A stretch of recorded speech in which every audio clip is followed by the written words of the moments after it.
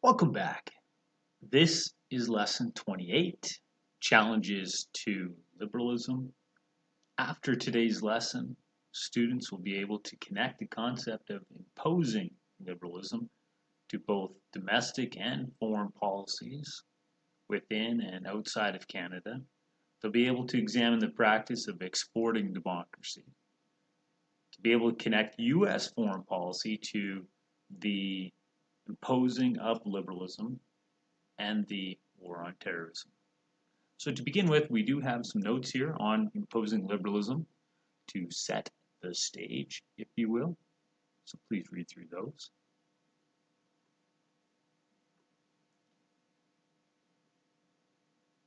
After you read through the notes, we're going to focus on imposing liberalism within Canada. This is covered in our textbook in Chapter 9. In order to be able to fully discuss imposing liberalism within Canada,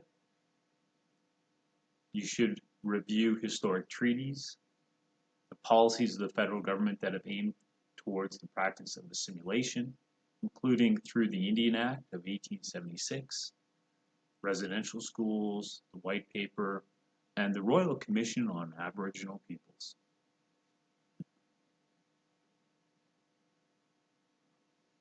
In terms of imposing liberalism domestically here within Canada, we can look at First Nations, Métis, Inuit, and looking at that the intended ambition of the federal government to assimilate a distinctive culture. And key to this assimilation would be Canada's Indigenous peoples, Canada's First Nations, to adopt Western liberal values, replace their distinctive culture with Western liberal values. So here we have liberalism being imposed upon the Indigenous people of Canada. Even when you look at the Red River Rebellion, a key issue was the idea of land ownership and private property being some of the economic principles of liberalism.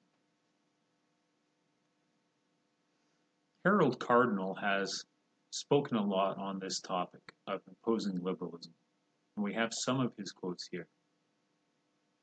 The history of Canada's Indians is a shameful story of the white man's disinterest, his deliberate trampling of Indian rights, and his repeated betrayal of our trust. We should not be surprised, as for some peoples, like the Beothuk, their first contact with Europeans meant a sudden physical death. A century later, generations of Indians have grown up behind a buckskin curtain of indifference, ignorance, and all too often plain bigotry. Now, at a time when our fellow Canadians consider the promise of the just society, once more the Indians of Canada are betrayed by a program which offers nothing better than cultural death, another genocide. And that's Harold Cardinal's 1970 response to the White Paper. That's his response to recognizing how liberalism was being imposed upon his people and how the consequence would be cultural genocide, cultural death. We have another quote by Harold Cardinal there. Then we have a connection to the Canadian Charter of Rights and Freedoms. Although the Canadian Charter of Rights and Freedoms is often seen as legislation that promotes tolerance, in the preamble it does state that rights can be limited where it can be reasonably justified by a democratic government. So what often happens is a certain spin or ideological slant on what should or shouldn't be tolerated. In Canada, for example, although there is the freedom of religion, religious freedom will be restricted, where religions promote things like polygamy, the promotion of inequality in marriage, and honor killings. So what we have is a constitution based upon individualism that should open up multiplicity and plurality, but because of the preamble allows some tyranny of the majority in terms of what is morally and ethically correct. We also have the idea of imposing or promoting liberalism around the world. And we do have a sample essay from 2011. So in 2011, the essay prompt in January 2011 was different than most of the other essay prompts that we've seen at the Alberta Ed diploma exam level. And it is worthy of looking at. And there's a connection there in that link. And the idea was, should we extend our policies upon others? Should nations be able to act independent of others? Can we impose our values? And that fits in nicely with this, one of our last topics of the year. So that's another essay that is potential there for you waiting on the diploma exam. And that's why it's important to take a look at it. It's not just economics and politics we're talking about this year.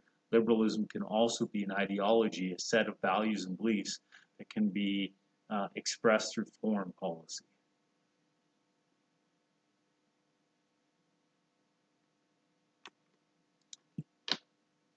Another way to look at liberalism is to look at Canada's foreign policy in Afghanistan.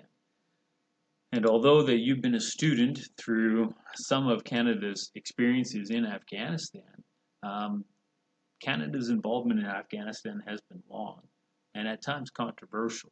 So I have shared some links to some preses that give you some data as to what Canada's goal in Afghanistan was and what was ultimately accomplished.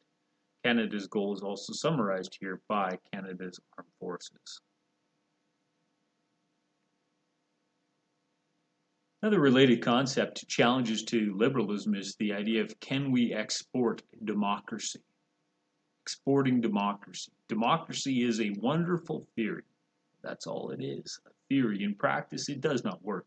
And it cannot work because the masses are incapable of leading themselves. One strong, talented leader can accomplish what the group cannot. Sure sounds like Adolf Hitler. That's the kind of prompt that you may see on the essay. So you should be ready on the essay to explore, to what extent can political liberalism, democracy, work for everyone? Or are there peoples in the world that have chosen to not have democracy?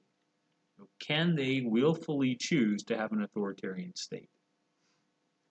Here we have a cartoon that is linking American-style democracy with Iraq, and in the newspaper she's reading, it says Iraqis flock to polls, brave bombs, lines, and big turnout. And back in America, they have their own election. There's no lines. There's nobody braving anything. There's a lot of apathy. So there's a couple of nuances here. There's the idea of imposing liberalism in Iraq, but there's also the idea that the American system that they're imposing upon Iraqis is flawed within America due to apathy. American-style democracy translates eventually to apathy. Is exporting our values upon Iraq a good thing? There's an article here to look at for that. So another connection to challenges to liberalism could be, rather than just looking at nationalism, we can look at supranationalism and internationalism and the work of the UN, and to what extent does the UN have a role to play in 2020 and beyond. And we can look at some of the Millennium Development Goals and see, to what extent these goals have created or can create more equality throughout the world. We also have some quotes from various leaders around the world as to what they identify to be the big challenges for our next generation to face. So in order for liberalism, an ideology that's meant to be responsive to changes in society, in order for liberalism to be viable, it must respond to these challenges, these problems that many world leaders have identified. There's a nice little culminating activity with regards to the UN by looking at a link between Canada and the UN, and to what extent should Canada focus more on foreign than domestic policy. And Prime Minister Justin Trudeau in 2020 famously put a lot of effort, a lot of finances towards trying to secure a temporary spot on the UN Security Council, and we lost that spot to Ireland. And some Canadians are upset that in a time of economic crisis here in Canada, he spent excessively trying to promote Canada to the world to gain that seat. U.S. foreign policy. Here's a Prezi that will review some of U.S. foreign policy. So definitely a good place to get started in terms of what has U.S. foreign policy included. There's a couple of Prezis here for you. Actually, this one is just the same one again, so I'm going to delete that.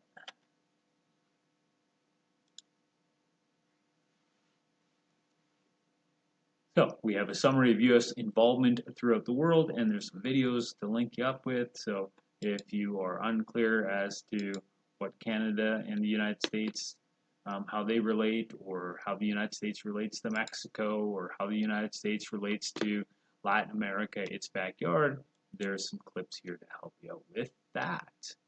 There's a cartoon being critical of the U.S. involvement in Iraq, suggesting that the United States is there because of corporate interests. You've heard that before. We're looking at the Bush administration and how the Bush administration potentially has challenged liberalism by basically tainting the global image of liberalism through some of its policies, some of its motives. We also have lots of links here, tons of links, as you can see. On your diploma exam, it'll be important to get a sense of what's been happening in the world in the last 10 years. What's been happening in Syria and Ukraine? What's been happening with the war on terrorism? And lots of links here can help you out, and many of them are extremely short. So it's a very passive way to learn. You can sit, put one of these links in the playing in the background, and it just goes through the year. What happened in the year 2017? What happened in the year 2013? Or we have some that focus on specific areas like Syria and the Arab Spring. We've talked about Mirror in the past. Here's another quick look at Mirror. We've also talked about illiberalism in the past. And here's another quick look at how democracies slide into dictatorships. So depending upon where your lack of information lies, if you don't know much about the war on terror, if you don't know much about how some would link U.S. foreign policy towards the creation or promotion of terrorism, there's some links there for you. If you haven't looked into the war in Syria and the causes of that, there's a few links there to help you out. Also some great cartoons and visuals for you to analyze and say, do I understand the perspective here about imposing liberalism? Here lies the U.S. imperialism. And they're using Superman as a symbol of America. Interesting. We've got some actual notes here on what was accomplished in Iraq under the U.S. intervention, U.S.-led intervention. We have a summary of the Arab Spring if you are still unclear about what happened there. And we have some notes at the end here to kind of update you on challenges to liberalism within and outside of Canada and North America.